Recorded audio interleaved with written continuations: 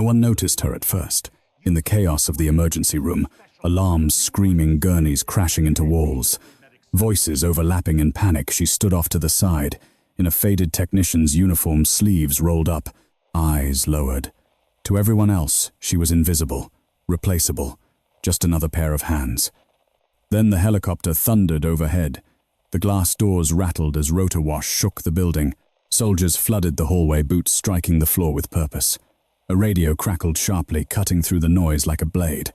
"We're looking for one person," a voice said. "Calm, certain. Call sign Medic 7. The room froze. Doctors stopped mid-sentence. Nurses turned. A senior physician laughed under his breath until he saw the soldiers' faces. They weren't joking. They were searching.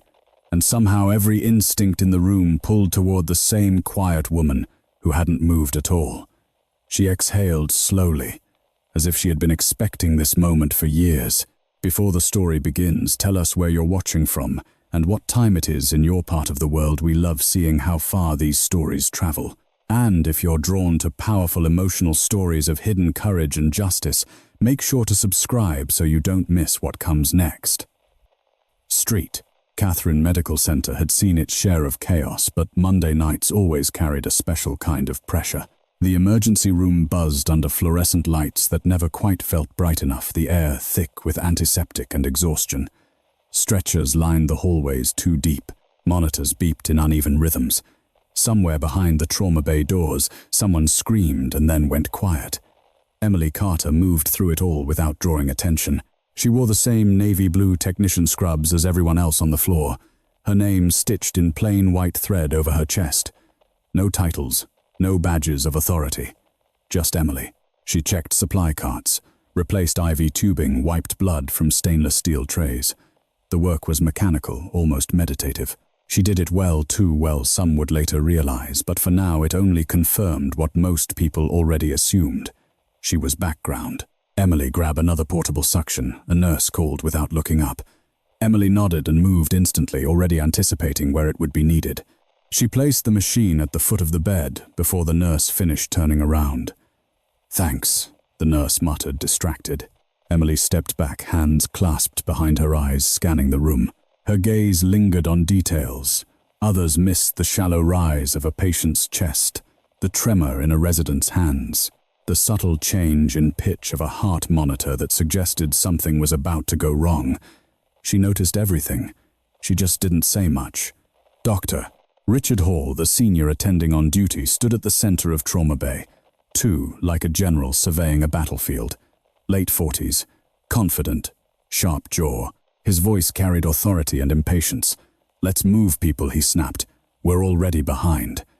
Emily watched as a young resident hesitated over a medication dosage. She knew the hesitation. She had seen it before many times in places far from clean hospital floors.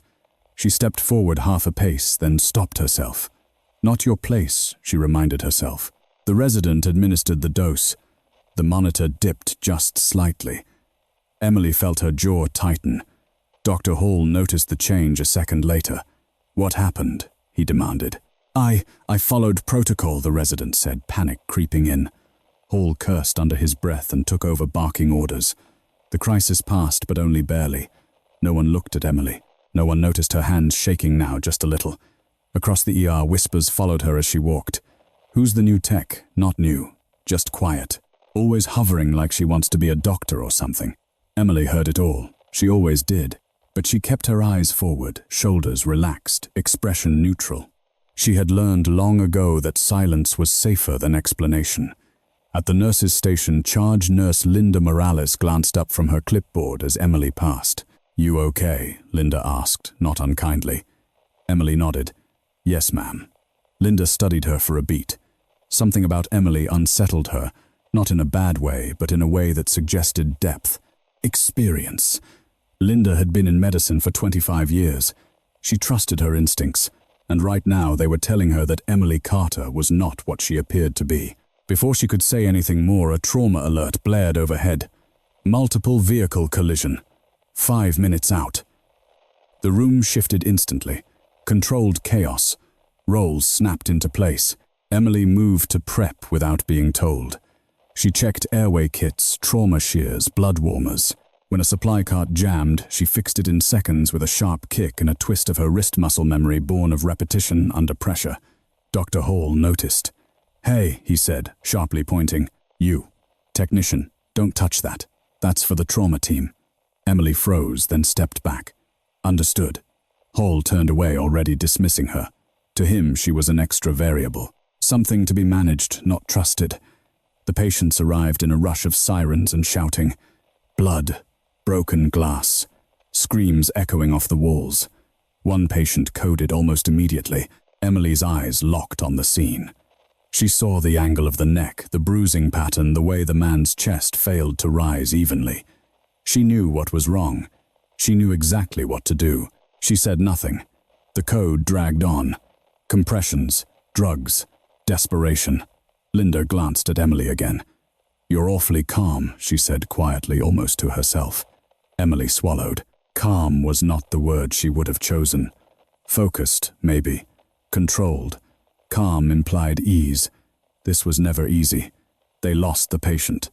"Doctor." Hall ripped off his gloves and slammed them into the trash. Damn it. For a moment the ER seemed to exhale collectively. Then it surged forward again, swallowing the loss like it always did. Emily stepped into the supply room, closing the door behind her. The quiet hit her like a wave. She leaned against the metal, shelving eyes closed, breathing slow, and measured 4 counts in, 4 counts out. A grounding technique she had learned long before Street. Catherine's ever existed in her life. In her mind, the ER faded. She saw sand instead. Heat. The whump-whump of rotors overhead. A voice in her ear, steady even as the world burned. "Medic 7, you're up." Her hand curled into a fist. She pushed the memory down and straightened, just as the supply room door opened. A young nurse stared at her. "They're asking for you," she said, confused. "Administration wants you up front." Emily's heart skipped, not from fear but from recognition. "Did they say why?" Emily asked. The nurse shook her head. "No. But there are soldiers. Actual soldiers." Emily nodded once. As she stepped back into the ER, the sound of helicopter rotors grew louder, vibrating through the walls. Conversations slowed. Heads turned toward the entrance. Emily felt the weight of a past she had worked very hard to bury pressing against her chest. And somewhere above the hospital, a call sign was about to be spoken again. The sound of the helicopter never truly faded. It settled into the bones of the building, a low, relentless vibration that made the fluorescent lights tremble. Conversations in the ER dropped to half whispers as everyone pretended not to stare toward the main entrance. Emily Carter walked forward anyway. She kept her pace, measured shoulders squared, expression neutral. Inside, every instinct screamed for her to turn around, to disappear back into the controlled anonymity of supply rooms and equipment carts. But that instinct had lost its authority years ago, replaced by something harder, sharper. Responsibility. At the front desk, 2 hospital administrators stood stiffly beside a pair of uniformed soldiers. The contrast was stark pressed suits and ID badges next to dust-stained boots and calm, watchful eyes. One soldier cradled a helmet under his arm. The other spoke quietly into a radio, his gaze scanning faces with unsettling precision. Dr. Richard Hall arrived moments later, clearly irritated. "What's going on?" he demanded. "We're in the middle of." The soldier turned toward him, polite but unmoved. "Sir, we're here on urgent federal business." Hall bristled. "This is a hospital, not a base." "You can't just doctor," the soldier interrupted gently. "We're not here for you." That landed harder than a raised voice ever could. Emily stopped a few feet behind the administrators.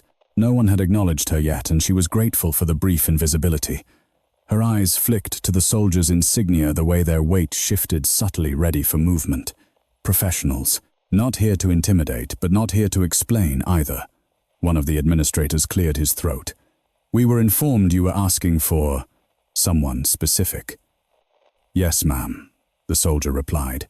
He adjusted his radio, then spoke clearly, deliberately. "We're looking for Emily Carter." A ripple went through the room. Dr. Hall turned sharply. He glanced back at Emily, disbelief written openly across his face.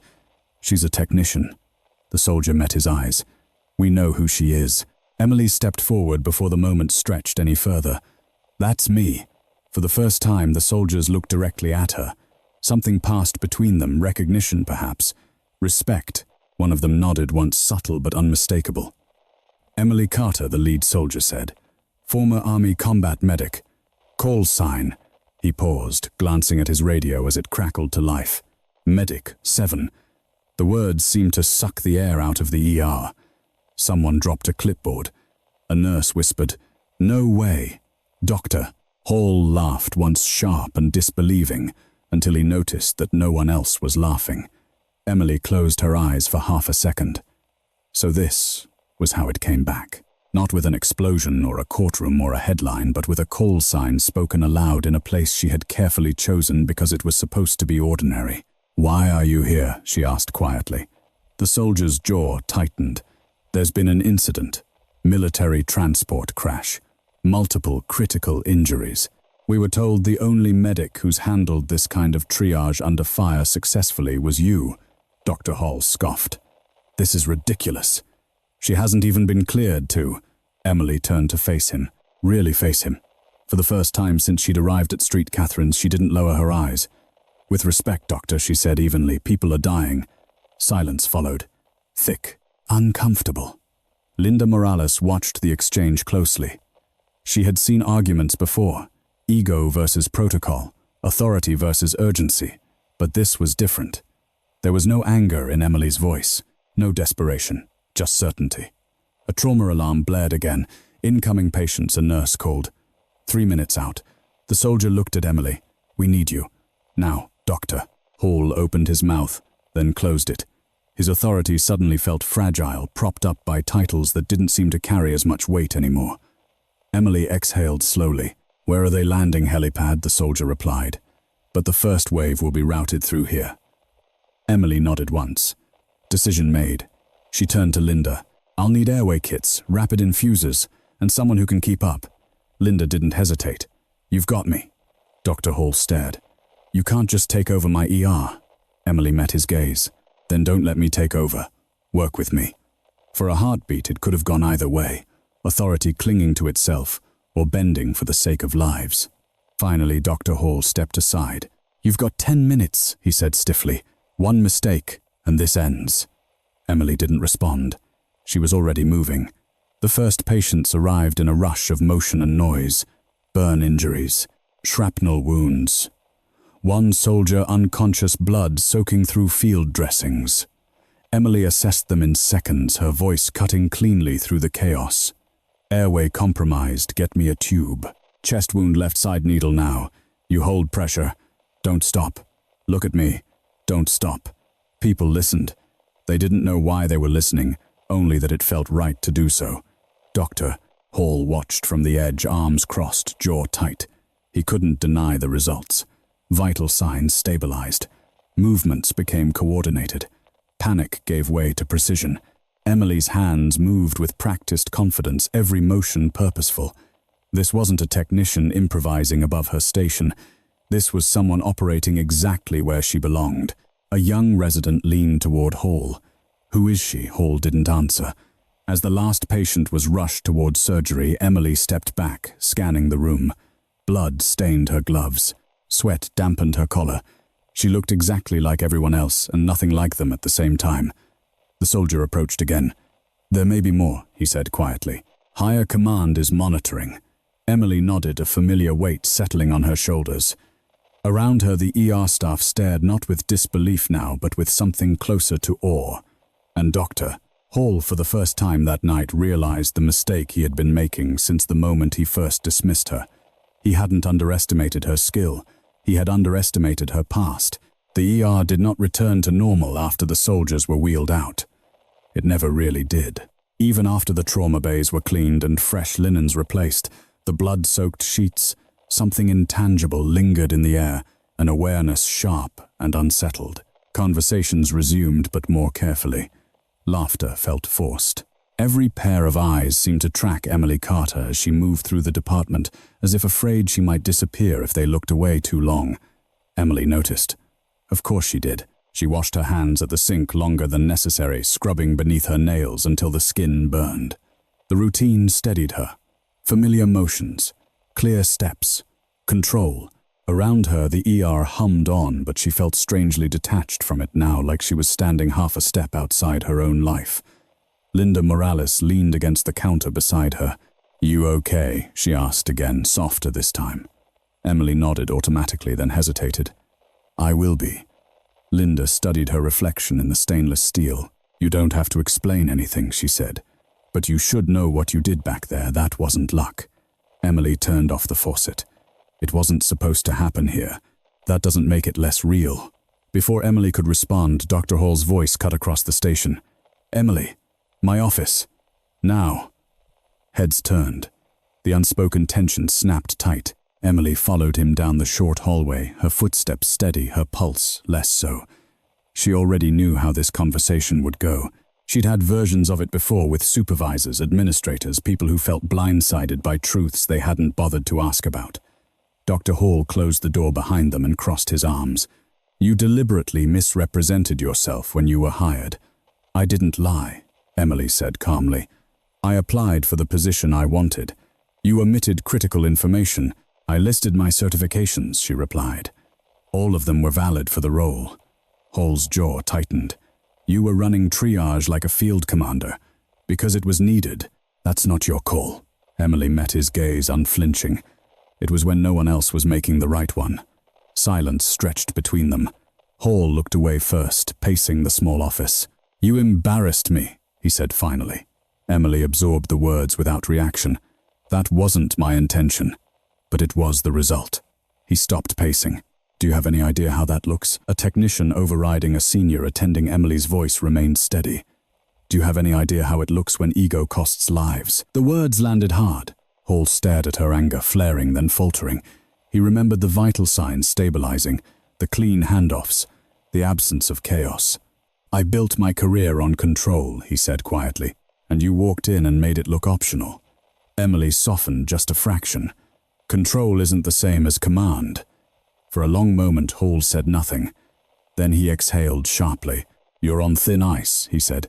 "Administration will want answers, credentials, explanations." "I expected that. And the military," he added. "They don't just show up without a reason." Emily's eyes flicked toward the door. "They'll leave. They always do." But even as she said it, she knew it wasn't true this time. Back in the ER, whispers followed her like a shadow. "That's her. Medic 7. Did you see how she handled that chest wound? I heard she saved an entire platoon once." Some of it was exaggerated. Some of it wasn't. Emily ignored all of it, returning to her assigned tasks with deliberate normalcy. She restocked supplies, logged equipment usage, checked monitors, anything to avoid standing still long enough for memories to catch up. They did anyway.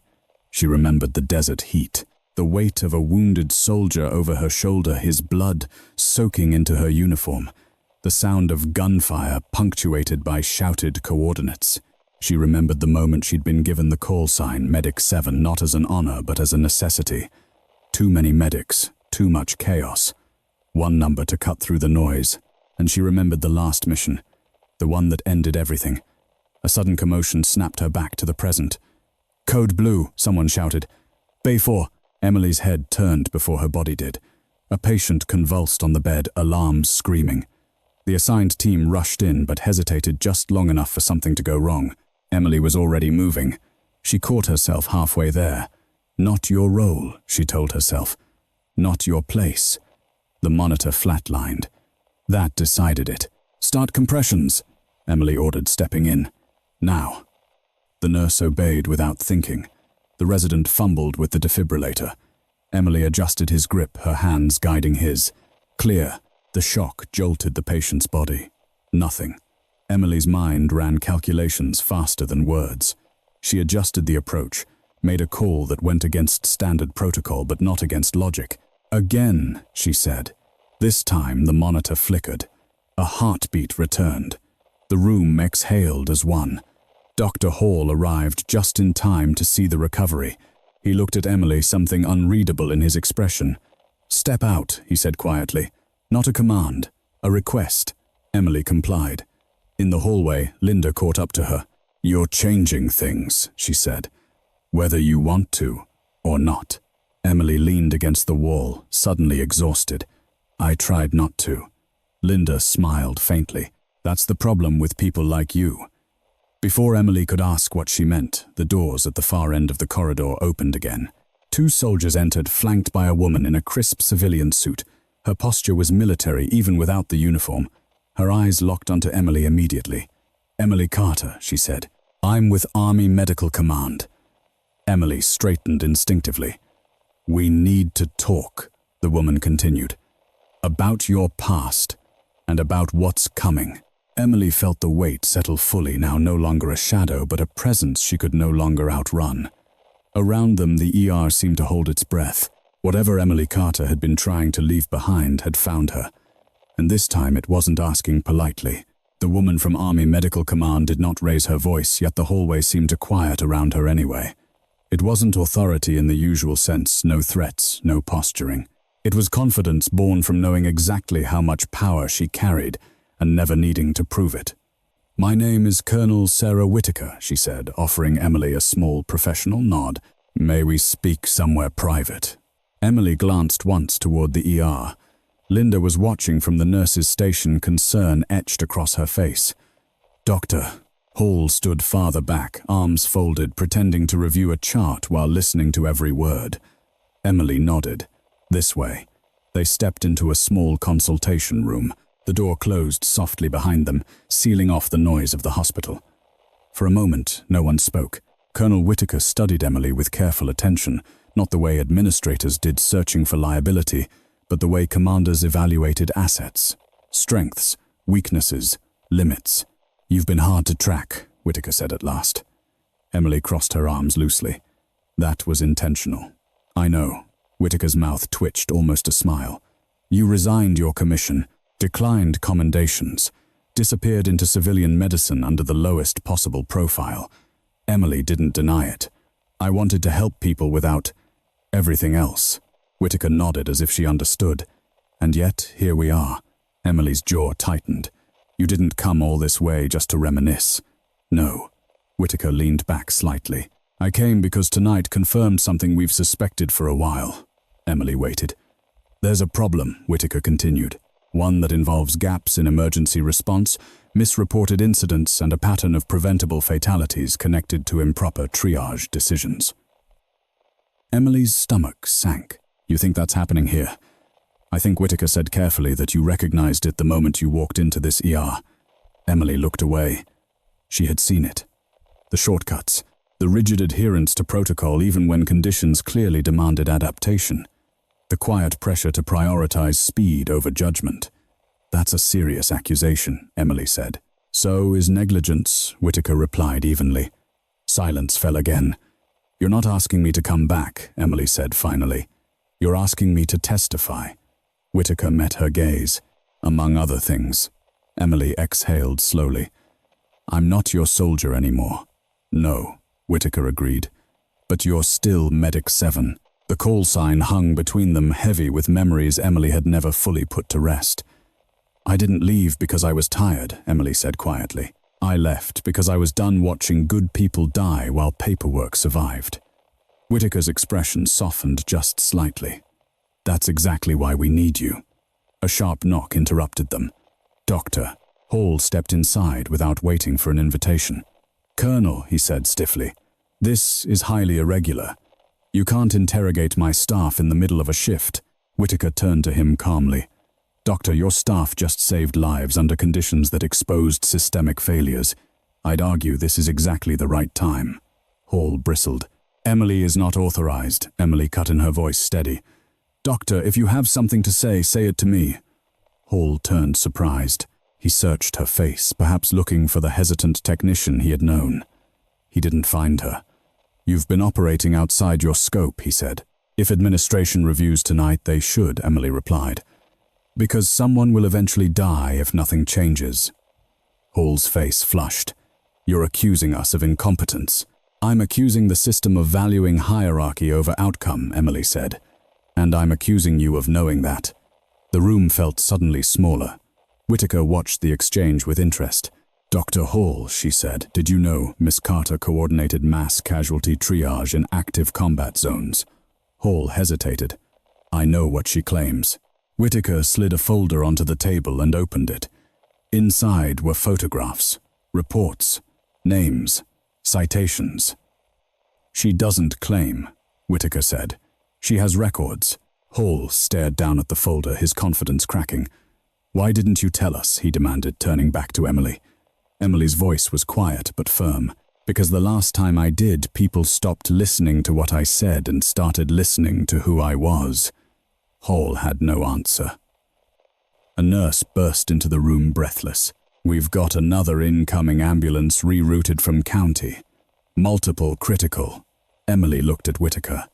"This isn't over." "No," Whitaker agreed. "But lives don't wait." Emily moved past Hall without another word. Back in the ER, the atmosphere shifted again. People watched Emily not with curiosity now, but expectation. When she spoke, they listened. When she moved, they made space. She hated it. And yet, when the next wave hit, she stepped forward without hesitation. "Let's run this clean," she said, voice cutting through the noise. No shortcuts, no assumptions. Dr. Hall stood beside her this time, quieter, watching, learning. As the night wore on, patterns emerged, errors, narrowly avoided calls made just in time. Emily didn't grandstand. She didn't explain herself unless asked. She simply did what needed to be done. Between patients, Whitaker watched from the periphery, taking notes, making calls. At dawn, as the ER finally slowed, Whitaker approached Emily one last time. "You have a choice," she said. "You can keep your head down and hope tonight fades into rumor, or you can help us fix something that's broken." Emily looked around the ER at Linda, exhausted but alive. At the patient stabilized because someone had acted instead of deferred. "I didn't come here to make waves," Emily said. Whitaker nodded. "You came here to save lives." Emily met her gaze. "I'll talk, but I won't be silent again." Whitaker extended her hand. "That's all I ask." As Emily shook it, she felt something shift, not relief, not fear, but resolve. She had tried to leave Medic 7 behind. Instead, Medic 7 had followed her here for a reason. And whatever storm was coming next, Emily knew one thing for certain. She would face it head-on. The storm did not arrive all at once. It crept in quietly, disguised as paperwork and meetings, and carefully worded emails that began appearing in inboxes before Emily's next shift even started. By the time she walked back into Street, Catherine Medical Center, 2 days later, the tension was no longer subtle, it was institutional. Administration knew. Emily felt it the moment she stepped through the ER doors. Conversations paused. Eyes followed her, then darted away. Not hostility exactly, but caution, as if she had become something unpredictable, a variable no one had accounted for. She reported to her station as usual. Same scrubs, same name stitched in white thread, but nothing else felt the same. Linda Morales met her near the supply room. "You've got friends upstairs now," she said quietly, "and not all of them are rooting for you." Emily nodded. "I figured." "They scheduled a review," Linda continued. "Credentialing, scope of practice, chain of command. Dr. Hall's been called in twice already." Emily exhaled slowly. "Good." Linda searched her face. "Good. If they're asking questions," Emily said, "it means they can't ignore what they saw." Across the ER doctor, Richard Hall stood at the nurse's station, speaking in low tones with a hospital administrator. He glanced up and caught Emily's eye. For a moment, something unreadable crossed his expression, pride maybe, or resentment. Then he looked away. The shift began quietly, too quietly. No mass casualty, no codes, just the steady churn of everyday emergencies. Sprained ankles, chest pains, fevers that refused to break. Emily handled her tasks efficiently, deliberately keeping her role narrow, her voice measured. She could feel the restraint in herself like a coiled spring. It didn't last. The call came just after noon. Ambulance en route, unknown exposure. 5 patients, 1 unresponsive. Emily's head lifted immediately. Unknown exposure meant uncertainty, and uncertainty was where rigid systems failed fastest. As the patients arrived, the signs became clear within seconds. Constricted pupils, labored breathing, muscle tremors, Organophosphate, Emily said quietly. Dr. Hall looked up sharply. That's a strong assumption. It's not, Emily replied. It's pattern recognition. Protocol says we wait for confirmation. Emily met his gaze. Protocol will get them killed. The room froze. This was it, the moment administration had feared, whether they knew it or not. A line drawn cleanly between hierarchy and judgment. Dr. Hall hesitated. Emily didn't. Administer atropine, she said firmly. Now. A nurse moved before Hall could stop her. What are you doing? Hall snapped. Saving them, the nurse shot back, eyes locked on Emily. The treatment worked. Not instantly, but enough. Vital signs stabilized. Breathing eased. Doctor! Hall stared at the monitors, then at Emily. His authority wavered visibly. After the patients were transferred to isolation, Hall pulled Emily aside. You're forcing my hand, he said quietly. Emily's voice was calm. I'm forcing a conversation. He shook his head. You don't understand how this works. I understand exactly how it works, Emily replied. I just refuse to pretend it works well enough. That afternoon, Colonel Whitaker returned, this time with lawyers. They didn't wear uniforms. They wore polite smiles and carried tablets filled with data. They requested incident reports, interviewed staff, reviewed footage. Emily was asked to step into a conference room and recount every decision she'd made. She did, without embellishment, without apology. When it was over, one of the attorneys looked at her carefully. You understand that if we proceed, there will be consequences. Emily nodded. There always are. Some people will lose their positions. Some people will keep their lives, Emily said. That seems like a fair trade. The attorney said nothing more. By evening, word had spread. Not rumors, this time facts. Investigations, external oversight, a quiet but unmistakable shift in power. Some staff avoided Emily now. Others sought her out. A young resident approached her near the lockers. I didn't go to med school to memorize flowcharts, he said nervously. I went to help people. Thank you for reminding us that thinking matters. Emily gave him a small nod. Don't thank me.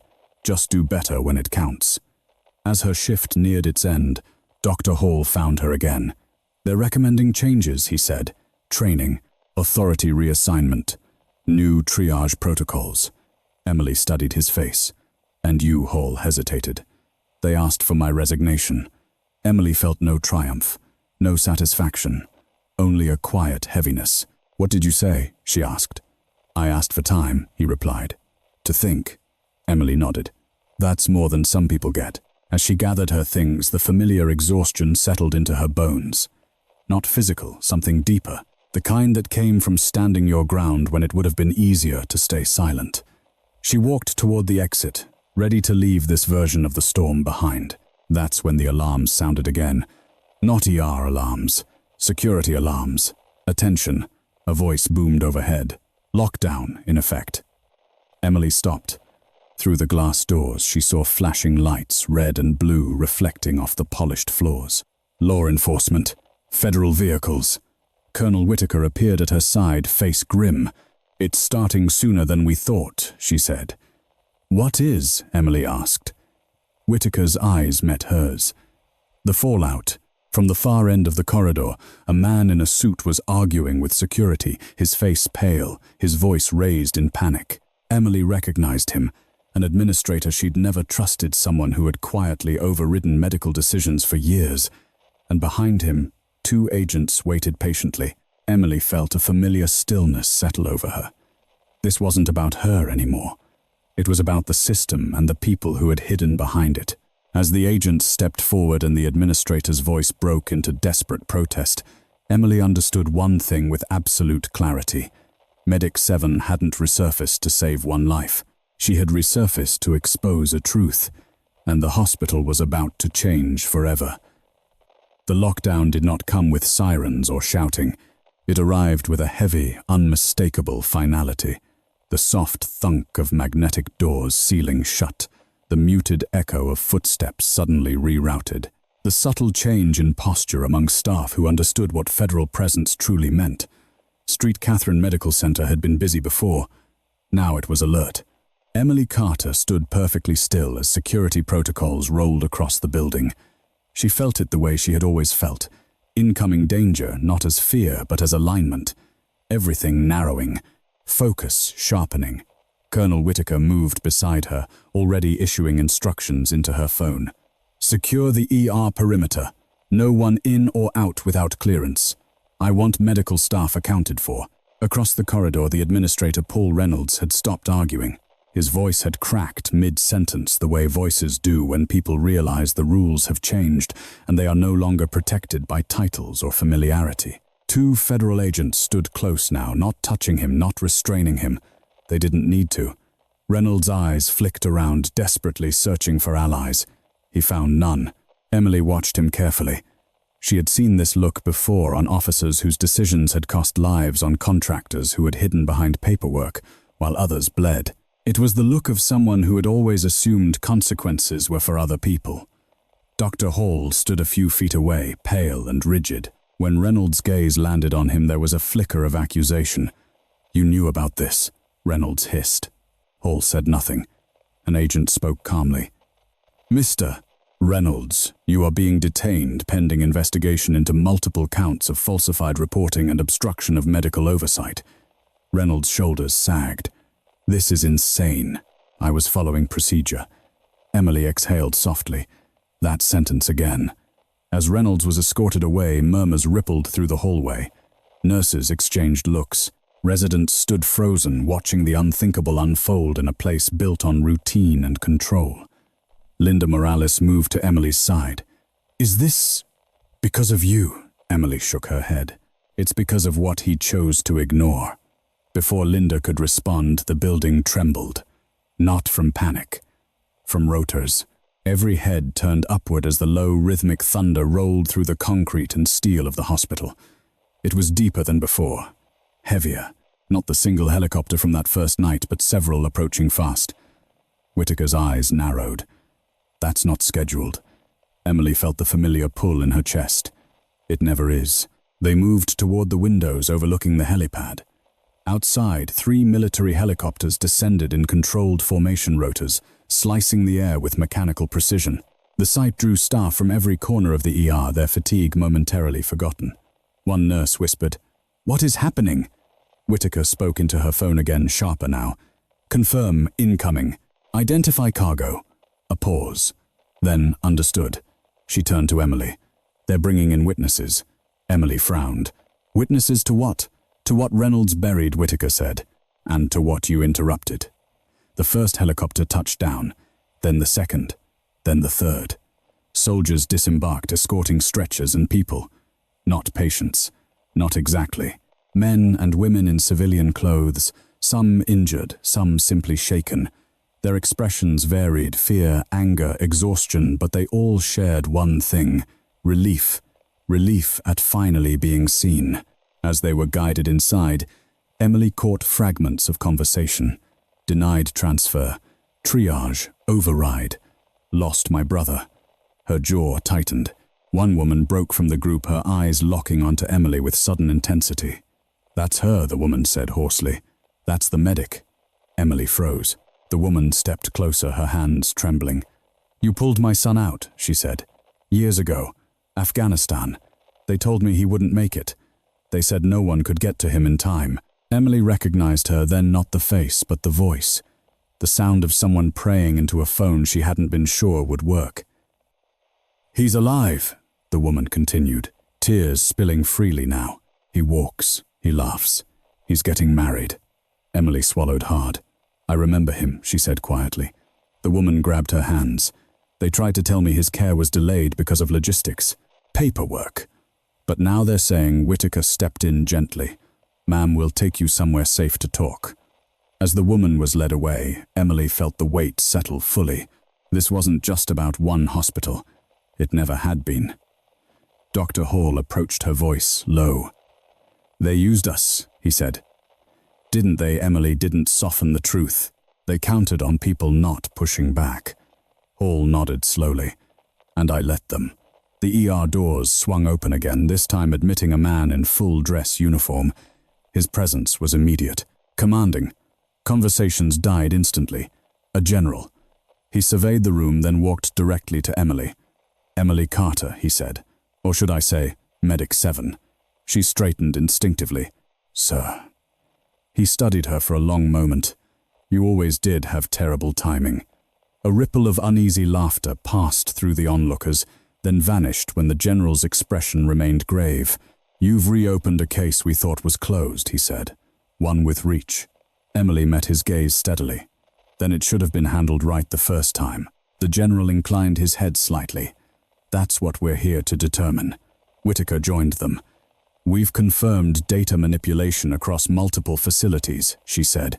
"Civilian and military. Tonight's arrests are just the beginning." The general looked back at Emily. "You knew this would happen," Emily answered honestly. "I knew it had to." For a moment, the ER existed in a strange stillness, history and consequence colliding under fluorescent lights. Every life Emily had touched, every silence she had kept, every line she had refused to cross had led here. The general turned to the assembled staff. "This hospital will remain operational," he said, "but it will not remain unchanged." Eyes shifted, spines straightened. As he turned back to Emily, his voice lowered. "You're coming with us." Not a command, a statement. Emily glanced around one last time at Linda at Hall, at the patient stabilized because she had acted instead of deferred. "After my shift," she said quietly. The general studied her, then nodded. "After your shift." Outside, the helicopters kept their engines running. And deep within the hospital, as investigations unfolded and truth surfaced, one thing became painfully clear to everyone watching. The words Medic 7 hadn't just exposed a past, they had triggered a reckoning. Emily finished her shift in silence. Not the heavy silence of avoidance, but the charged, reverent kind that follows revelation. Staff moved around her carefully now, as if sudden noise might break something fragile. No one questioned her orders. No one corrected her tone. Even Dr. Hall deferred without comment, his earlier certainty replaced by something closer to humility. When the final patient was transferred upstairs and the trauma bays were reset, Emily removed her gloves and washed her hands one last time. The water ran warm, steady, ordinary. She stared at her reflection in the mirror above the sink. For years she had practiced becoming invisible, smaller, safer. She had learned how to fold her past into neat compartments and label them irrelevant. Tonight had torn every label off. Behind her, the door opened. The general waited just outside, speaking quietly with Colonel Whitaker. Two soldiers stood farther back, relaxed but alert. They didn't rush her. They never did. Emily stepped out, pulling off her scrub cap. "I'm ready." The general nodded. "We won't take long." They walked not to the helicopters yet, but to a conference room that had been cleared of hospital branding. No charts, no whiteboards, just a table, chairs, and a screen already glowing with paused footage. Whitaker gestured for Emily to sit. "What we're about to show you," she said, "is why," Reynolds panicked. The footage began. Emily watched herself earlier that night, moving through the ER. Calm, efficient, commanding without raising her voice. The feed cut to data overlays. Timestamps, protocol deviations, overrides. Then the screen split. On the right side appeared similar footage from other hospitals.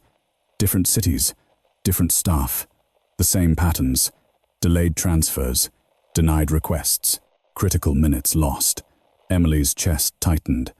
They rerouted high-risk cases away from specialized care to avoid scrutiny, Whitaker explained.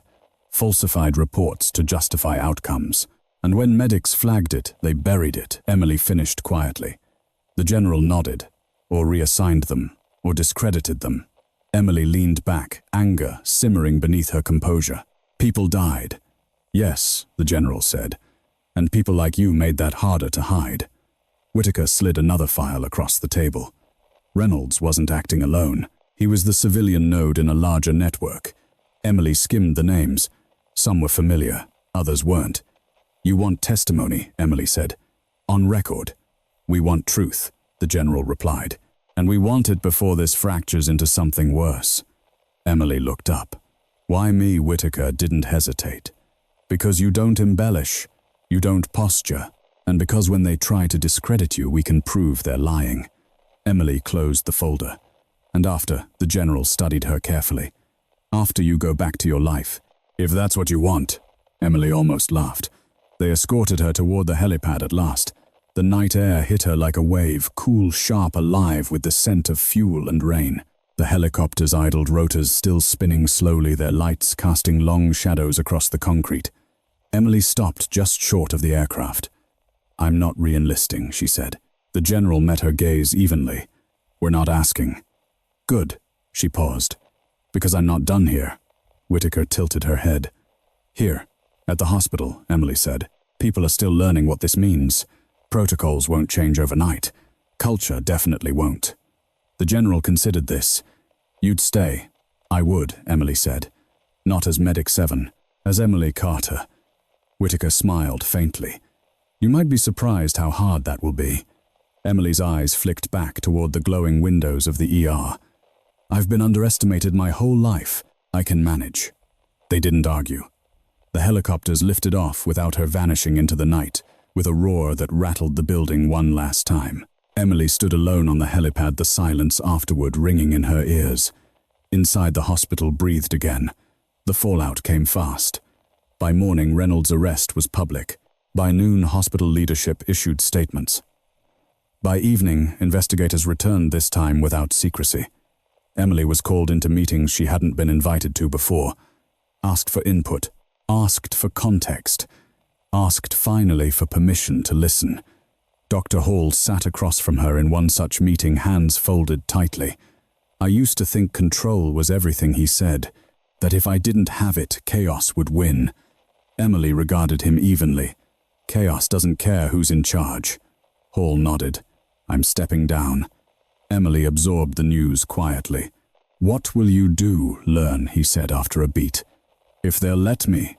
"They will," Emily replied. "If you're honest." Word spread beyond Street Catherine's. Other hospitals began reviewing their own procedures. Whistleblowers came forward. Some stories were quiet. Others made headlines. Emily avoided all of them. She returned to work, every shift. Same scrubs, same names stitched in white. But now when she spoke, people listened not because of her past, but because of her presence. One evening, Linda joined her at the nurses' station. "They're offering you a promotion," she said. "Official leadership track." Emily shook her head. "Not yet." Linda smiled knowingly. "You don't like titles." "I like outcomes," Emily replied. Late that night, as the ER settled into its familiar rhythm, a new technician approached Emily hesitantly. "I heard they used to call you Medic 7, the woman said. "Is that true?" Emily considered the question, then nodded. It was. "What does it mean?" Emily looked around the ER. The controlled chaos, the people doing their best under impossible conditions. "It means," she said slowly, "that when everything is falling apart, someone has to stay steady."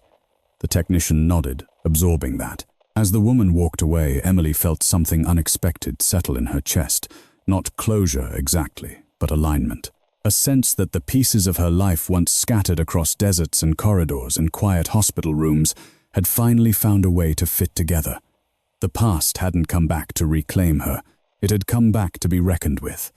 And for the first time in a long time, Emily Carter felt exactly where she was meant to be. The reckoning did not slow the emergency room, it sharpened it. In the days that followed, Street Catherine Medical Center became a place under quiet observation. Federal auditors moved through the halls with tablets and polite smiles.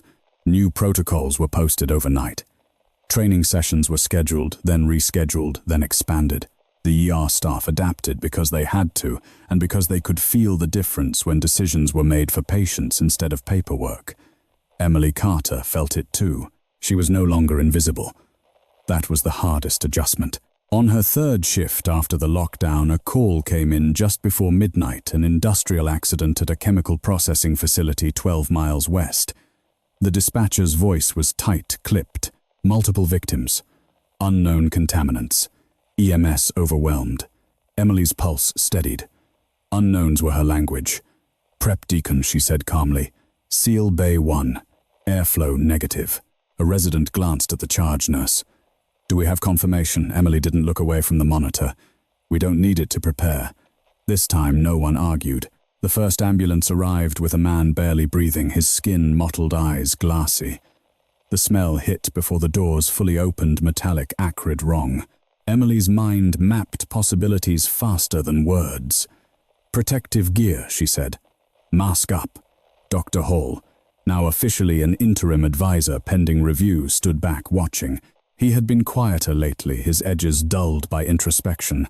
When he spoke now, it was measured. "What do you think it is?" Emily assessed the patient's pupils, the tremor in his hands. "Neurotoxic exposure. Maybe a compound that wasn't supposed to be there." The man seized. Emily moved. She stabilized the airway, coordinated decon, rerouted staff without raising her voice. The room responded as a unit, not a hierarchy. The patient survived the first critical minutes, then the second ambulance arrived, then the third. The ER stretched to its limits. In the midst of it, a man in a tailored suit appeared at the threshold, flanked by hospital security. He wore the confidence of someone accustomed to walking wherever he pleased. "I need to speak with whoever's in charge," he said sharply. Emily didn't look up. "You're contaminating the bay." The man bristled. "Excuse me," she turned, then eyes steady. "Step back or put on protective gear. Those are your options." He stared at her, incredulous. "Do you know who I am?" "Yes," Emily said. "You're in the wrong place." Security moved him back without ceremony. Linda leaned in. "That was corporate." Emily nodded once. "Then they'll wait." As the night wore on, patterns emerged, patterns Emily didn't like. Symptoms didn't match reported exposure levels. Records coming in from the plant were incomplete.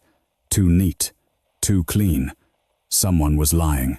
Between patients, Emily flagged Whitaker, who had been on site more frequently, now her presence almost expected. "The data doesn't match," Emily said quietly. "Not just sloppy. Manipulated." Whitaker's expression hardened. "We're seeing that elsewhere." "Then this isn't an accident," Emily replied. Before Whitaker could respond, alarms screamed again. A patient crashed harder than the others, faster than expected. Emily stepped in, hands moving with practiced certainty. Clear. The shock brought nothing. She adjusted, made a call that bypassed the standard ladder entirely. "Push now." Dr. Hall hesitated for half a second, then nodded. "Do it." The monitor flickered, then steadied. The patient lived. But the cost was clear. This wasn't going to stop at triage. At dawn, as the last contaminated patient was stabilized, Emily stood at the edge of the bay, exhaustion pressing in. Whitaker joined her voice low. "The facility's records were altered," she said. "Disposal logs, safety reports, and there's a familiar signature on the approvals." Emily closed her eyes briefly. "Reynolds." Reynolds opened the door, Whitaker corrected. Someone else walked through. They exchanged a look that said what neither needed to voice. This was bigger than one administrator, bigger than one hospital. The climax came without ceremony. 2 days later, a formal hearing convened in a conference room that used to host donor luncheons. Cameras lined the walls, lawyers filled the chairs. A panel sat at the front, medical board members, federal oversight, military liaison. Emily took her seat at the table, hands folded. She wore plain civilian clothes. No insignia, no uniform. "State your name for the record," a voice said. "Emily Carter." "And your former designation." Emily met the panel's gaze. "Medic 7. A murmur rippled through the room. They questioned her for hours, decisions, deviations, moments when she chose judgment over protocol. They tried to corner her with hypotheticals and liability. She answered with facts, outcomes, names of patients who lived because someone acted. When they asked why she hadn't come forward sooner, she didn't flinch.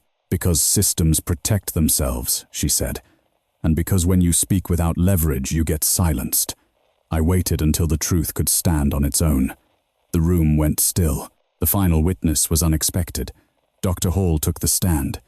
He spoke plainly, about culture, about fear, about how easy it was to confuse authority with safety.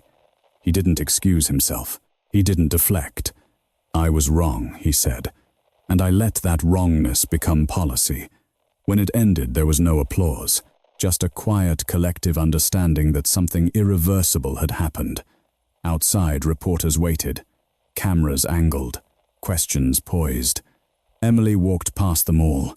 She returned to the ER. That night, a child came in with a severe allergic reaction. Chaos flared, then settled. Emily coordinated care, stepped back, watched the team execute. The child recovered. The parents cried with relief. No helicopters, no generals, no call signs, just medicine done right. Linda found her later leaning against the counter. "You realize," she said softly. "You just changed the rules." Emily shook her head. "I reminded people why they exist." As the shift ended, Emily stood by the exit, the city lights glowing beyond the glass. The past had collided with the present and forced the future into the open. The climax wasn't the hearing. It was this, a hospital choosing patience over pride. And Emily Carter, once dismissed as a technician, standing at the center of it, steady as ever. The decision came down on a Thursday morning, wrapped in language that tried and failed to sound neutral. Emily was in the break room when Linda burst in, breathless, clutching her phone. "They voted," she said. "Oversight, medical board, federal liaison, all of them." Emily didn't look up from her coffee. She already felt it, an internal stillness that always arrived before something irrevocable. What did they decide? Linda swallowed. Immediate suspension of the old triage authority structure. Full external audit. And she hesitated, then smiled wide and unguarded. "They want you to lead the interim response unit." The room seemed to tilt slightly. "Lead," Emily repeated. "Not administratively," Linda rushed to add. "Operationally. They're calling it a rapid judgment cell cross-discipline. You set the calls when things go sideways." Emily set the cup down. "That's not a title." "No," Linda said. "It's leverage." The announcement followed an hour later, delivered to the ER in measured tones by a representative who spoke carefully, as if every word had been weighed for liability. The effect was immediate. Some staff straightened with relief. Others shifted uncertain. A few looked away. Dr. Hall stood near the back, hands clasped, eyes on the floor. When the announcement ended, he approached Emily quietly. "They're asking me to stay," he said, "on a probationary advisory basis." Emily searched his face. "Do you want to?" He hesitated. "I want to earn it." She nodded once. "Then start by listening." The test came sooner than anyone expected. At 2:17 p.m., a city bus plowed through an intersection 5 miles away, striking a delivery truck and jackknifing into a storefront. The call lit up dispatch like a flare. Multiple casualties, pediatric involvement, structural instability. The ER shifted in an instant. Emily stepped forward, not into a spotlight, but into motion. "Bay assignments," she said. "Linda DeCon and PEDS triage. Hall, your airway lead. We keep families informed, no black holes." No one questioned her. Ambulances arrived in waves. Glass embedded in skin. Crushed limbs. Smoke in lungs. A little boy no older than 8 was carried in limp, his backpack still strapped to his shoulders. Emily's focus narrowed. She felt the familiar compression of time, the way seconds stretched and thinned. She made calls quickly, some conventional, some not. She overrode a transfer request that didn't make sense. She reassigned a surgeon who bristled, then complied when outcomes proved her right. In the midst of it, a corporate legal liaison appeared at the threshold, phone pressed to his ear, voice sharp. "We can't authorize." Emily turned. "You're in the red zone." "I have clearance." "You don't have judgment," she said. "Step back." He sputtered, then retreated when security moved. A teenage girl crashed unexpectedly, internal bleeding masked by shock. Protocol suggested observation. Emily's gut said otherwise. "Or now," she said. A surgeon hesitated. "The scan will be too late," Emily replied. "Trust me." They did. The bleed was catastrophic and controlled just in time. As the last critical patient stabilized, the ER exhaled. The bus driver survived. The little boy opened his eyes. The girl in surgery made it through. The city sent a statement of thanks. The hospital posted a notice praising teamwork. The words felt small compared to the truth. That evening, as the ER returned to its steady rhythm, Colonel Whitaker arrived without ceremony. No entourage. No lawyers. "You won," she said quietly. Emily shook her head. "This isn't a win. It's maintenance." Whitaker smiled. "That's what real change looks like." She handed Emily a thin folder. Charges were expanded this morning. The network Reynolds touched is unraveling. People are cooperating. Emily flipped through the pages, then closed the folder. "Good. There's one more thing," Whitaker added. The general wanted me to ask formally if you'd consider a consulting role. Not command, oversight. Emily considered it. No uniforms, no titles. Whitaker nodded. Outcome-focused. Then yes, Emily said. On one condition.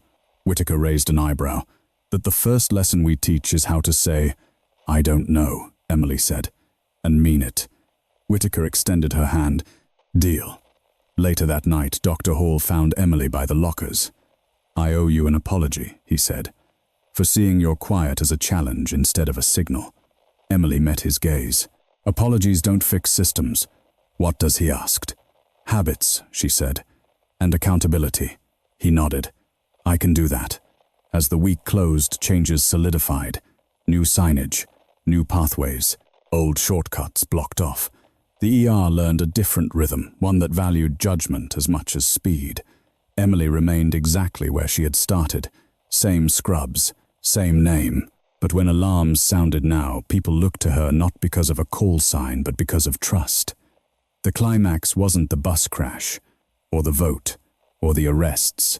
It was the moment a system chose to be better and put the right person in place to make it happen. Emily Carter didn't take a victory lap. She washed her hands, checked her watch, and stepped back into the work. The hospital felt different once the dust settled.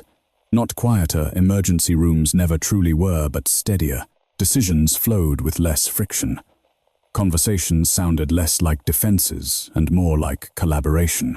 People still argued, still made mistakes, but now there was space to correct them before they became tragedies. Emily Carter noticed the shift in the smallest moments. A resident paused mid-order and asked, "Does this make sense?" A nurse spoke up without bracing for pushback. A surgeon admitted uncertainty and waited for input instead of asserting authority. Those were not policies. They were habits forming. Emily didn't celebrate them. She reinforced them. Her days blurred into a rhythm of motion and judgment. She led the interim response unit without fanfare, stepping in only when needed, stepping back just as quickly. She documented decisions meticulously, not to protect herself, but to protect the next person who might have to make the same call under pressure. Dr. Hall worked beside her more often now. Not above, not behind, beside. One afternoon, after a long shift, he found her in the supply room restocking airway kits. "I read the final report," he said quietly. "All of it." Emily didn't look up. "And then I recognized myself in places I didn't like," he admitted. "Not the villain, the bystander." Emily set the kit down. "Bystanders don't usually think they're choosing." He nodded. "I did. Every day." She met his gaze. "Then every day, you can choose differently." He let out a breath he'd been holding for weeks. "I am." The consequences continued to ripple outward. 2 administrators resigned quietly. 1 fought the findings and lost. Lawsuits moved forward not with spectacle but with precision. Settlements were reached. Policies rewritten. Training budgets expanded. And across the country, hospitals began implementing versions of the system Emily had helped design: rapid judgment cells, empowered to override protocol when evidence demanded it, staffed by people trained to think under pressure, not just follow flowcharts. Emily declined interviews, declined awards, declined invitations to panels that wanted a soundbite instead of substance. When asked why, she answered simply, "Because this work doesn't end when the cameras leave." One night, near the end of her shift, a man approached her in the hallway. He was older, moving carefully, a faint limp in his step. He held a folded piece of paper in his hand. "I was told I might find you here," he said. Emily studied him briefly. "Can I help you?" He unfolded the paper, revealing a photograph, sun-faded, creased at the edges. It showed a younger man in uniform, arms slung around a medic whose face was partially turned away. "That's my brother," the man said, pointing. "And that's you." Emily's breath caught. She remembered the day, the heat, the dust, the way her hands had shaken afterward when no one was looking. "He didn't make it home," the man continued, "but he lived long enough to say thank you. He said there was a medic who didn't give up." Emily swallowed. "I'm sorry for your loss." The man shook his head. "I didn't come for an apology. I came to tell you that what you're doing here matters, even when it feels small." He pressed the photograph into her hand, then turned and walked away. Emily stood there for a long moment, the paper warm from his grip. She placed it carefully in her locker. The offer came at the end of the month. A formal position, director level, authority that extended beyond the ER. Resources, staff, influence. Emily read the email once, then again. She closed it without responding. Linda found her later leaning against the counter, staring at the city lights beyond the glass. "You're not taking it," she said, not a question. Emily shook her head. "Not now." "Why?" Linda asked gently. "Because the moment I stop being here," Emily said, "this becomes theoretical." Linda smiled faintly. "You know they'll keep asking." "I know." They stood in comfortable silence for a while. Near dawn, a young technician, new, nervous, eager, approached Emily. "I heard you're the one who decides when protocol bends," he said. Emily raised an eyebrow. "That's not how it works." He flushed. "I mean, I just wanted to know how you learned to trust yourself." Emily considered the question carefully. "I learned," she said slowly, "that hesitation has a cost. And that confidence doesn't mean certainty. It means responsibility." The technician nodded, absorbing it. As her shift ended, Emily walked through the ER one last time, checking in quietly. No speeches, no final words, just presence. She stepped outside into the early morning air, cool and clean. The helicopters were gone, the sirens distant, the city waking up. Emily Carter, once dismissed as a technician, once known as Medic 7, had not reclaimed her past. She had integrated it. The system hadn't been saved. Systems didn't need saving. People did. And the people here were learning how. The night everything finally slowed, Emily Carter stayed behind after her shift. Not because she was needed, there were no active traumas, no alerts blinking red, but because something inside her wasn't ready to leave yet. Street. Catherine Medical Center at 3 in the morning had a particular stillness to it. Machines hummed softly. Hallway lights dimmed to half strength. The ER breathed in a way it never could during daylight. Emily walked the floor alone. She paused outside Bay 4, the same bay where weeks earlier she had stepped in against protocol and pulled a patient back from the edge. The bed was empty now, clean, reset, waiting for the next story that would pass through it. Nothing about the room suggested what had happened there, and yet the consequences of that moment had reshaped an entire system. Dr. Hall found her there. "I thought I'd catch you before you left," he said quietly. Emily turned. "You did." He leaned against the wall, hands in his pockets. "My resignation was accepted." Emily absorbed that. "How do you feel?" "Relieved," he said after a pause. "Terrified." "Honest." She nodded. "That sounds about right." "I'm taking a teaching position," he continued. "Medical ethics, crisis decision-making." Emily allowed herself a small smile. "Then something good came out of this." "Something good came out of you," Hall corrected. "I just happened to be in the way." They stood in silence for a moment, not awkward, not heavy, just real. "I never thanked you," he said finally, "for not humiliating me when you could have." Emily met his eyes. "That wouldn't have fixed anything." Hall nodded once. "Take care of this place," he said, then turned and walked away. Emily continued her walk. At the nurse's station, Linda Morales was finishing her notes. She looked up and smiled. "You're really staying," she said. "For now," Emily replied. Linda closed the folder. "You know they'll build legends about you." Emily snorted softly. "They already are." "That's not my job." Linda studied her. Then what is Emily looked out across the ER, the gurneys, the monitors, the people who would soon fill the space again with fear and hope in equal measure. "To make sure the next person who speaks up doesn't have to wait for helicopters," Emily said. Linda's eyes softened. "You've done that." "Not alone," Emily replied. Later, as dawn crept in through the high windows, Emily sat in the locker room unlacing her shoes. She opened her locker and took out the photograph the man had given her, the one from years ago. She traced the edge of it with her thumb. Medic 7. That name had once meant survival under fire. It had meant impossible choices made in seconds. It had meant carrying people who didn't make it and remembering them anyway. But here now it meant something else. It meant accountability. It meant refusing to let silence become policy. Emily folded the photograph and placed it back, then closed the locker. When she stepped outside, the city was waking up. Traffic hummed. Coffee shops opened. Life moved forward unaware of how close it always came to breaking. Her phone buzzed once. A message from Colonel Whitaker. They finalized the reforms this morning. Nationwide rollout. Your fingerprints are all over it. Emily typed back a single line. Then make sure it works without me. She slipped the phone into her pocket and started walking. Weeks passed. The hospital adapted. New leaders emerged. Old habits died hard, but they did die. Emily remained exactly where she needed to be, sometimes in charge, sometimes just another set of hands always present. One afternoon, a new technician joined the floor. Young, nervous, overwhelmed. During a tense moment, he froze. Emily stepped in beside him, her voice calm.